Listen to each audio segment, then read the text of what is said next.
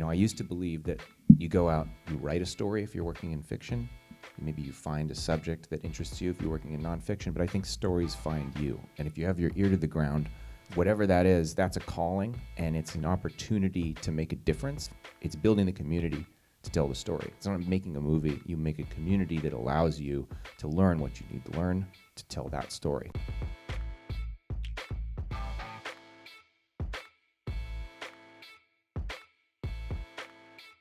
You and your co-director Slava met for the first time in person in Park City. That's right.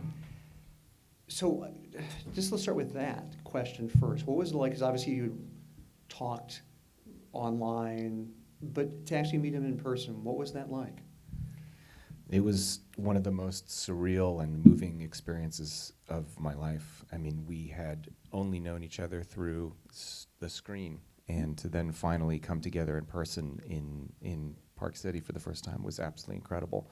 And sharing the film at Sundance, the film had been very top secret in its production. Really nobody knew about it except the team of artists and filmmakers that were involved, and it was really incredible for Anya and Slava and Andrei and his wife and daughters to actually be able to attend. So we were able to get them out of Ukraine with very special permission, a lot of help from different agencies and different incredible government officials and senators that were able to get them permission to share their story, which has been really incredible. So Andrei was actually able to see his wife and daughters for the first time in 18 months because he told his story. And there was a lot of tears and a lot of joy, and audiences were just so moved and blown away with the story and really immersed and transported into what they wanted to share with the world.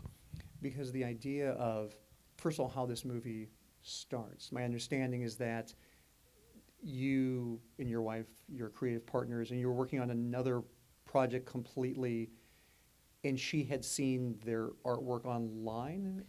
That's right. Yeah. Yeah. This is a very personal way that the story found us. So my wife and producing partner Aniela Sidorska, who produced the film, she grew up under Russian oppression in communist Poland, and she became a political refugee when her parents and her escaped to the U.S. And about 8 years ago, she discovered Anya and Slava's work. And she was so moved by it because it really reminded her of home. There's so much cultural and artistic crossover between Poland and Ukraine. And she shared the figurines with me, and I was absolutely blown away by them. I couldn't believe how something so small had such big stories on it. And the four of us actually started working on an animation project together, and then Russia invaded. And I called up Slava and I said, okay, when are you leaving? Are you guys okay? What's going on? He said, no, we're going to stay. We're going to keep making art at night. And I asked him, why? What are you doing during the day? And he told me, for the very first time, I'm in the Ukrainian Special Forces, and I'm training civilians to fight. And in this moment, we realized there were two forms of resistance happening. These were peaceful people who felt they had no choice but to pick up arms, and at the same time, their culture was under attack. Museums were being destroyed, universities were being bombed, artists were being killed. It's the goal of authoritarian nations to eradicate things that make you unique. It could be art, culture, poetry, whatever that is. And Slava and Anya felt it was of critical importance to put good back into the world, to create new work. And so we wanted to send cameras to them, but you can't FedEx a camera into a war zone. So we discovered there was an incredible group of Ukrainian volunteers, and it was a hairdresser in New Jersey who was carrying 50 bags of medical supplies at once. And I'm not rounding or exaggerating. There was nowhere to walk in her apartment. She would bring them to the airport in 3 trucks, and she said, I'll bring your cameras into Kharkiv, which is only, it's like 19 miles from the front line where they live. And the cameras arrived, and I realized we have a huge problem. We're 6,000 miles apart. We don't speak the same language. We're seemingly separated by these two cultures. And I asked Anya how she was feeling in this moment. She said, we're so alone here, we feel like we're on the moon. And this stuck with me. It reminded me of the Apollo mission when these astronauts were stranded in a failing spacecraft. And Houston had a duplicate of every single piece of equipment that they had in the command module. And so for every lens and every camera and every microphone that I sent to Slava, I had the same thing back in my hands in Los Angeles. And so we worked together over Zoom with an interpreter. He didn't speak a word of English. I don't speak Ukrainian. And we communicated and set up, in essence, an impromptu film school where they could take their artistic instincts as painters and sculptors and translate that into cinema. And what they were able to capture is what you saw today. Because obviously Slava's a very talented artist, and he's done some photography, but he's never made a film. He's never made a film. They'd never used a video camera before. Andre had never used a camera. The first lesson was, how do you turn the camera on? Uh-huh. And by the end of the film, we had sent 15 camera bodies there, and they recorded over 500 hours of footage. So what's the learning curve? Because I don't care who you are, in terms of you have these ideas, but to actually like put together a film and to shoot things, what was the learning curve for him and also for the two of you to sort of talk about, okay, you are there and you are filming these things. I'm here in the States. Maybe I can be more of an outside perspective. I imagine there's an interesting creative tension there that's kind of fruitful, but also just the learning curve of, like you said, you're teaching him, you're giving him a film school, essentially. Did he take to it pretty easily, or what was that process? That's a great, great question. So I was actually planning on going with the whole crew. And we've been very fortunate to send one camera in advance just so they could start, maybe capturing something. Even if, I wasn't even sure if they'd have the wherewithal to film anything because they were under, daily shelling and attack. The power was going out, the internet was going out. And they started to send back some footage. And it was so beautiful and intimate and personal.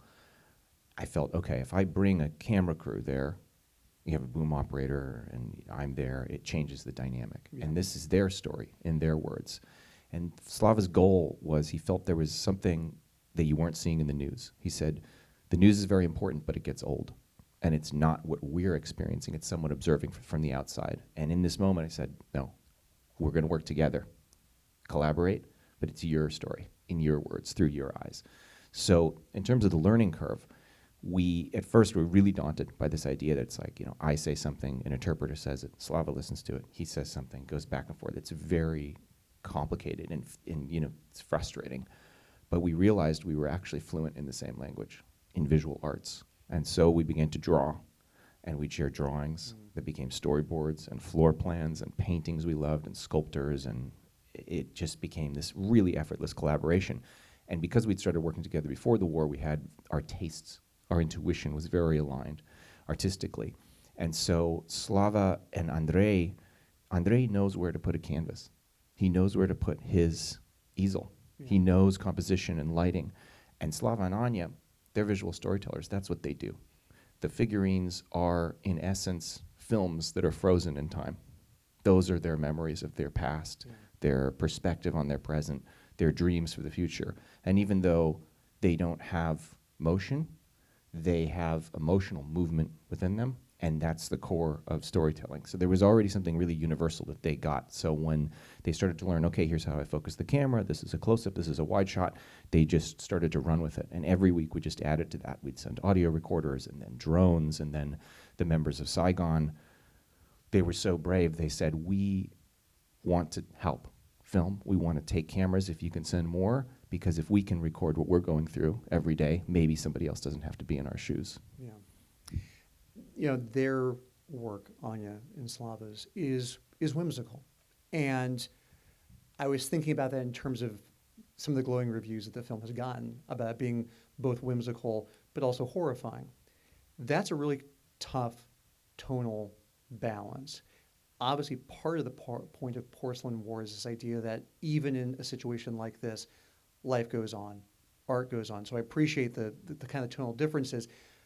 But to get to that point, to sort of figure out how do we make these two tones work, were you more like, were either you or Slava more whimsical, less whimsical? How did that work in terms of, because it's not just telling the story and not just the different perspectives that the two of you have, it's also what is the tone, what is the feel of this movie, what's the message we want to convey in this film? That's really, really, really interesting. We never discussed this, and I'll tell you why. Their life was completely a roller coaster. Mm-hmm. One day they would go out and they would find a beautiful flower and they'd replicate that color and they would put that into a figurine in their workshop, and the next they would wake up and there was shelling and Slava would be leaving on a mission and they would be training, and the next they would be going to film something by the river and they'd arrive and they'd be full of landmines and Slava would spend the day removing them before they could even get to their favorite place. And so that contrast, that tonality, that balance was something that we just felt we would follow what they're going through day after day, month after month. And there was a linear progression of time in the film, and you can see how it just ebbs and flows. And that's what they were going through. And so the balance was set for us, because they're putting good into the world, and then things are being destroyed. And so that is a very, that rhythm was given to us. And two things supported this. The figurines, which share both this incredible, peaceful time they had in Crimea, which is whimsical. It's beauty, it's magical, it's idyllic. And then the darkest moments of the war that you see on the owl in this animation. Something that Anya felt, she said, we don't want to focus on destruction. All destruction is the same, but we want to focus on what's being destroyed, these things that might be in their last moments, their last day of life. It could be a building or a snail or a person. And we want to show these things, and we can do that through our art. And lastly, the music, the capraca.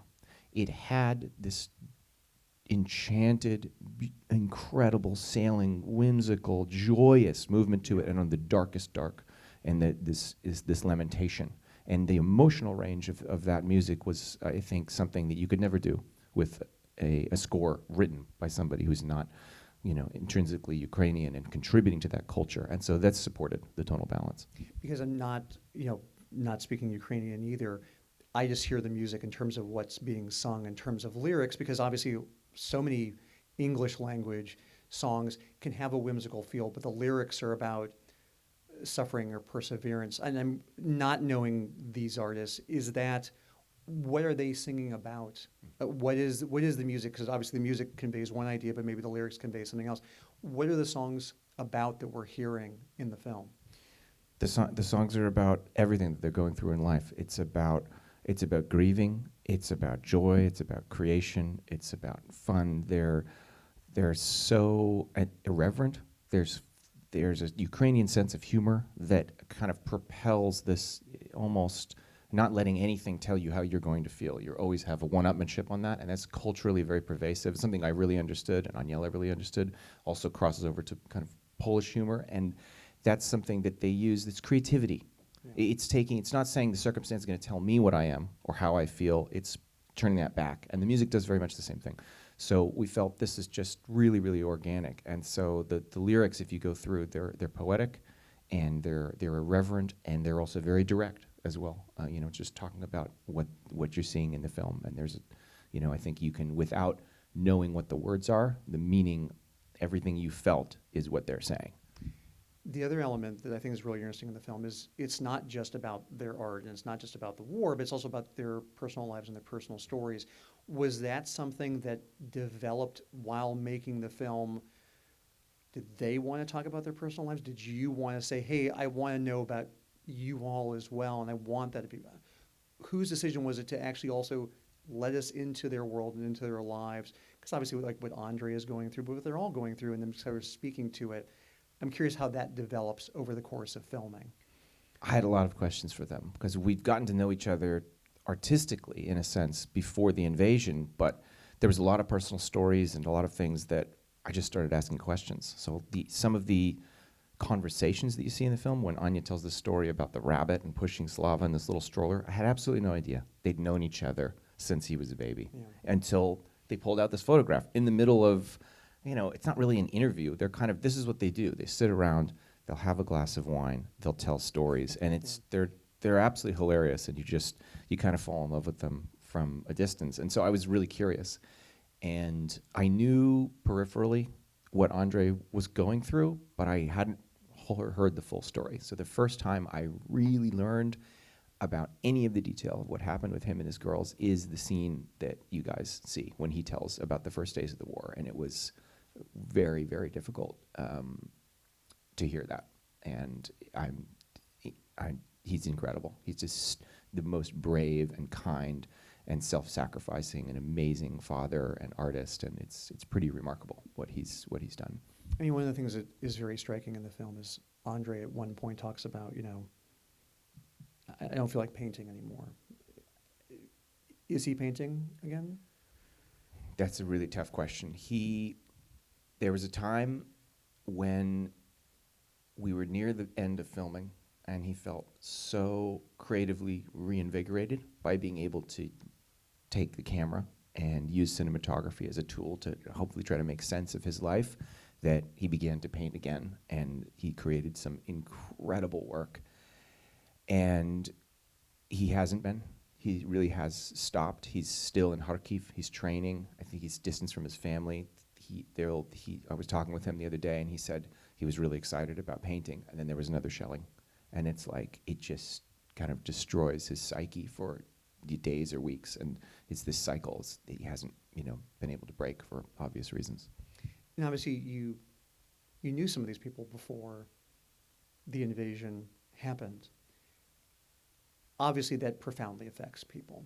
But just because you had spent time in an artistic collaboration with them, is there something that we can't see on screen, but that in terms of just getting to know these people and watching their lives so profoundly change in terms of inside, outside? You talked before about this Ukrainian sense of humor, and it comes through a little bit in the film. But how have these people changed that maybe we cannot see in a film that in terms of knowing these people? I think my takeaway is what you see here, their absolute defiance, their refusal to change, no matter the circumstance, to say, no, we're going to keep creating, we're going to keep fighting. The resounding theme that I've noticed over the past 10 months since we finished the film and premiered at Sundance, when I've spoken with Katya, who you saw in Saigon, the commander, she says, I'm seeking out the most difficult missions that I can because they're impactful. I don't want to keep fighting. I don't want to do this a minute longer than I have to. She wants to go back to her life.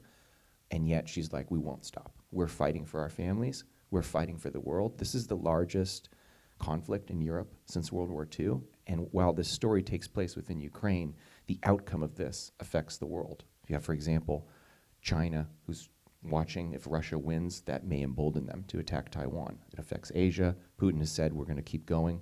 If we are able to take over Ukraine, he's not going to stop. So the people in this film, they are culturally so unbelievably tenacious, and that resilience that you see, that hopefulness, that refusal to say we're just going to stop, we're going to lay down, we're going to stay in the basement, all of that has been consistent since the film is over. And so what I can say is nothing has diminished their spirit. And I think that spirit that's something that you infer from screen, but I can tell you that's not how the movie's edited or something. That's just the way they are. I just saw Slava, and he and I were having some conversations, and they've found a kiln, and they're making new work, and they're creating new things. And he's going back in January, and it's continue creating, continue training. Everything is just, that's it. I have other things I'd love to ask, but I do want to open up to the audience if people have questions. Yes. Yes, hi. I think it's probably safe to say this is a room full of people involved in the arts, artists themselves, speaking for myself. And I wonder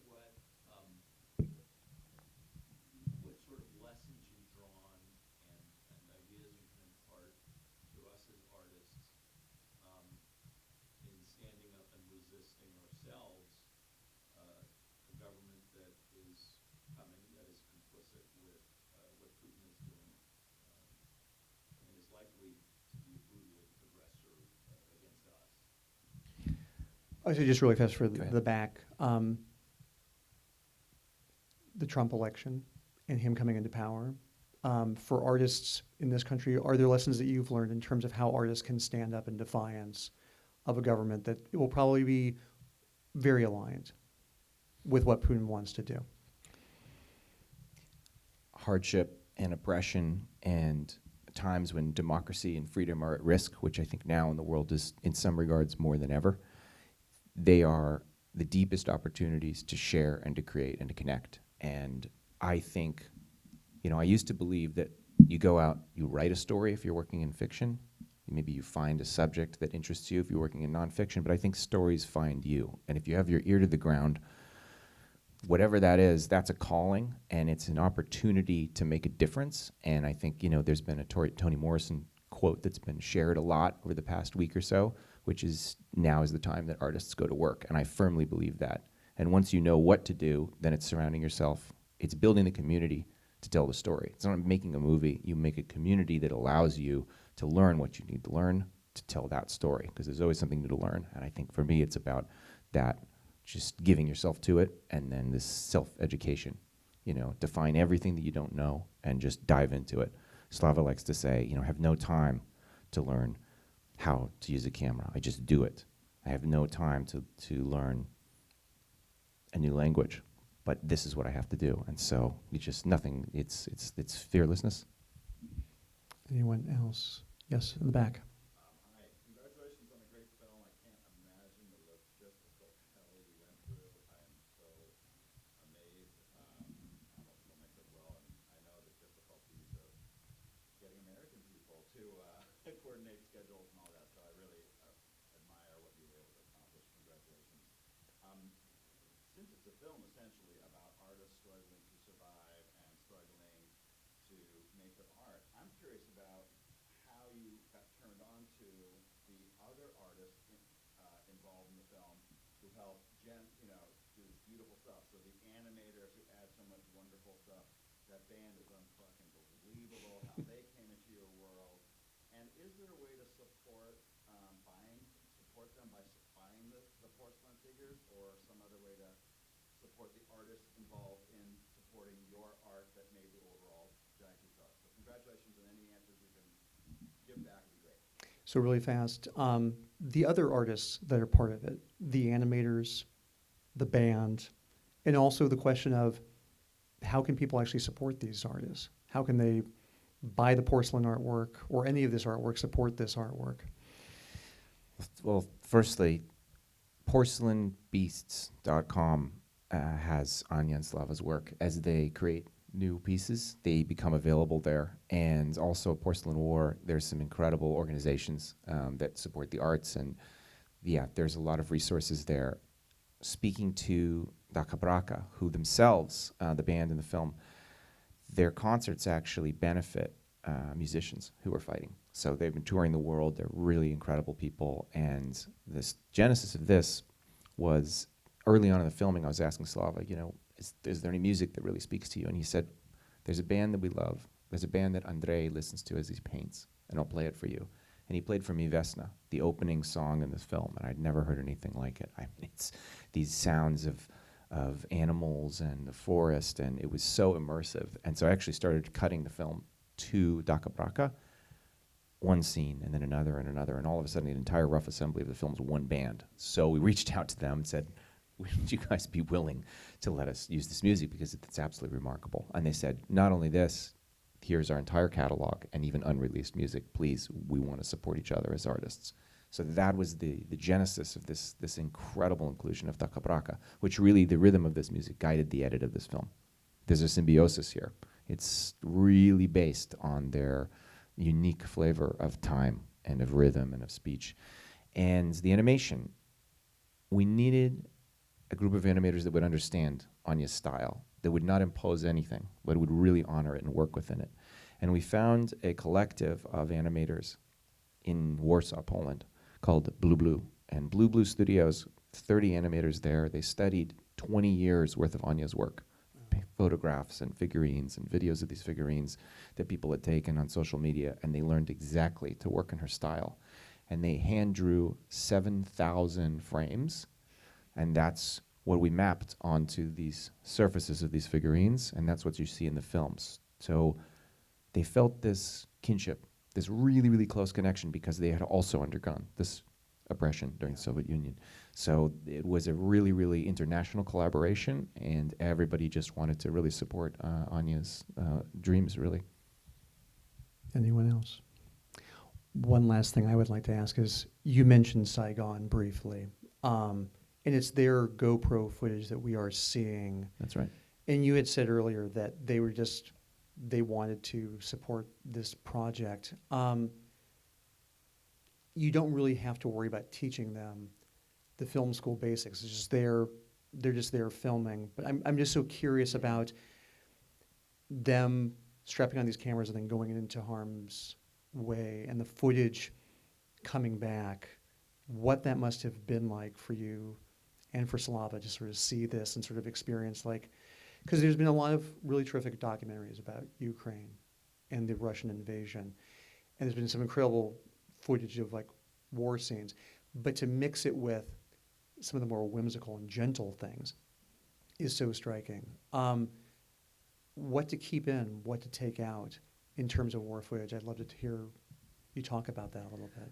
Yeah, absolutely. Well, firstly, the GoPros, they were very keen on supporting Slava. We had started out with a couple cameras, so it really organically kind of became apparent that they wanted to tell their story and share that, and Slava was, felt it was really, really key, something that he wanted people to know about, because they're not professional soldiers. They're doctors and IT professionals, home contractors, and so forth. So we sent them these GoPros and these drone cameras, and we actually did train them in the basics of cinema grammar and how to use the cameras. So during their missions, they would go into a bunker, and they would go down they'd bring their notepads. They're in full fatigues, and they're all, like literally in the middle of the shelling, and they would say, okay, we really want to learn, what do we do? And it's like, okay, well, this is a close-up, this is a tracking shot, and they'd be like, all right. And these ace drone pilots who were flying their own reconnaissance missions with the drones, you see, Katya may be flying one drone, but then Deaver or Corsair would fly a camera drone. And so we sent them these other drones that were filming the other ones. So the methodology of it was, its own other little sub kind of mini film school, but the inclusion of the footage and the uniqueness of it, a couple of things were happening. One, we had multiple cameras running simultaneously during a mission. And so the perspective was very, very unique in terms of seeing what they're all going through and intercutting between the mortar team and the reconnaissance team. So that had this really unique, almost kind of, if you look at this simultaneous kind of prism, this perspective of what you're going through emotionally, what you're going through logistically, and in terms of including that, when we had hundreds of hours of footage here, and it became very, very clear that they were all really working towards this battle that they were preparing for with Bakhmut. And so there were kind of two parts of the story. One of them was, where they had come from, what their views were on the war, which was really key, because for me, it's not just immersive kind of or observational news footage of like, okay, here's the mission. It's like, well, no, who are the people that are choosing to partake in this mission? Because they're not professional soldiers, they're civilians. Why are they there? It's all about context. Then once you're there, it's about understanding this is not, it's completely unpredictable. It's traumatic. It's horrific. But there's bravery, and the idea that, Slava told me, he's like, the only reason I can pick up a camera is because Katya is picking up my rifle. And then you see that Katya is leading this. This is a woman who's trained herself to become the commander of this unit. And then is saving these guys that are in this build after her building is shot. And it's just, everything kind of culminated to this, because that's very symbolic of why they're there, what they believe, how they think. This is the way they feel they can protect their family. They don't want to be there, but that's what you had to do. So it kind of, a lot of these things, you're just asking yourself the question, what is the most important way to understand what they're going through, to step in their shoes? And so that really dictated the flow of the footage. Well, congratulations to Slava. Congratulations to you, Brendan. Thank you so much for being here today to talk about the movie. Thank you all for being here too. Have a great rest of your weekend. Thank you, Tim. Thank you, everyone, for coming. So appreciate it.